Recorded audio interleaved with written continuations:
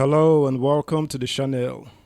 The Independent National Electoral Commission (INEC) is currently worried over insecurity in the country leading up to the 2023 general elections, especially with virtually all political parties in Nigeria embroiled in one crisis or the other.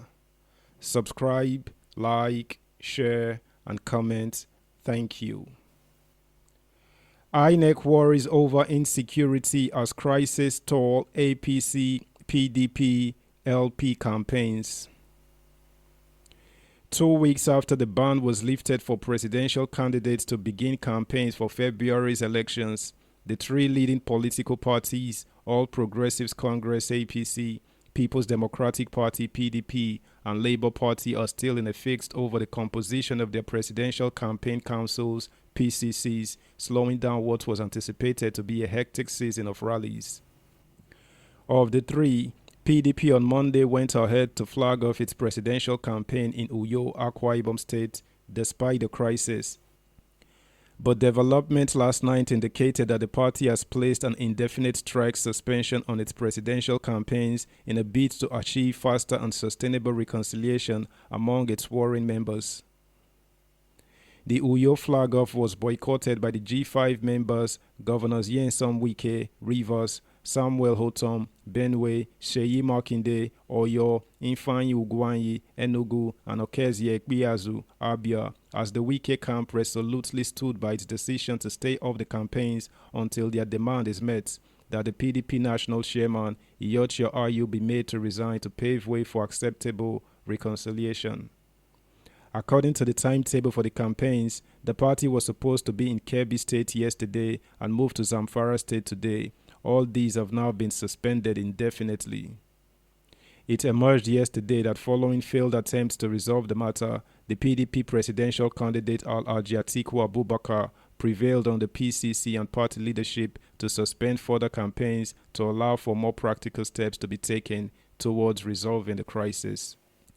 It was also learned that a special team of party elders has waded into the crisis to renew the peace move. Sources hinted that the party leaders were supposed to meet with Wike and his group. Yesterday, the National Working Committee of APC, its presidential candidate Asiwaju Bola Tinubu, the party's governors, and members of the PCC were locked in a critical meeting in Abuja, which lasted hours. Although the items on the agenda of the meeting could not be immediately ascertained, sources said it was connected with the composition of the PCC to harmonize the party's list and also strategize, review, and approve the nationwide presidential campaign program.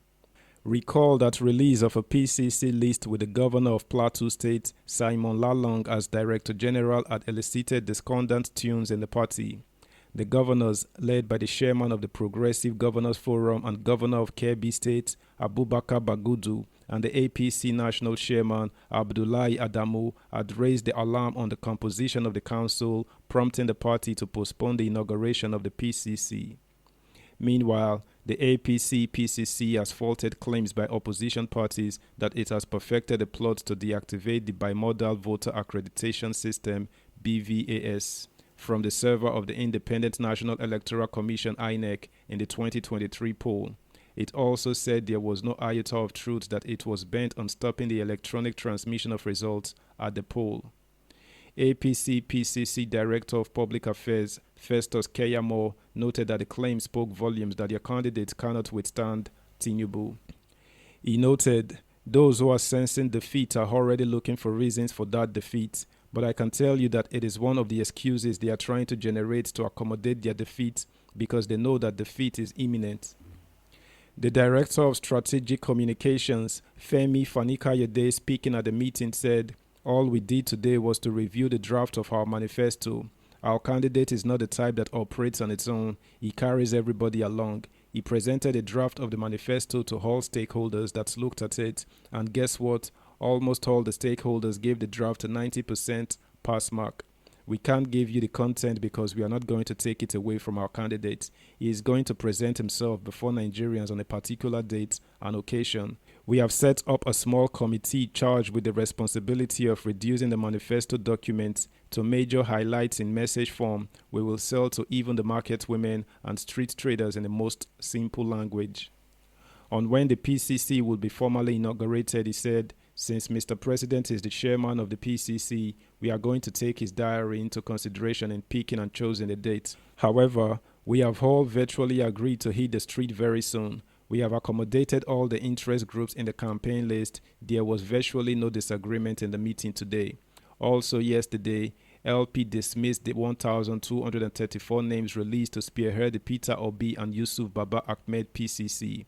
A former senior special assistant on public affairs to ex-president Goodluck Jonathan, Dr. Donyi Okupe, was named Director General of the PCC, while a retired Assistant Inspector General of Police AIG, Mohammed Zarewa, was named the council's chairman. Clement Ojukwu and Yunusa Tanko were named secretary and chief spokesperson of the council respectively. During the event, LP chairman Julius Abure was represented by secretary of the party, Umar Farouk. However, the National Publicity Secretary, Comrade Arambambi Abayomi, in a short message said, "We are not involved in Okupe's mischievous political shenanigans. That is not the party's program. He can't be talking about our party all the time. Which party? Is he the leader of LP now to announce himself as the DG? It is an anomaly. Who announced the DG of Atiku? The party did it. When Tinubu unveiled his DG, the party did it. Where is Peter Obi? Okupe doesn't know what he is doing. I want to be quoted. The DG ought to go to the Northeast or North Central. We are not a sectional political party. Our presidential candidate is pan-Nigeria. How can we have a presidential candidate from the South and the campaign DG is coming from the same South?" A former APC presidential aspirant, Adamu Garba, has warned his party not to underrate LP and his supporters.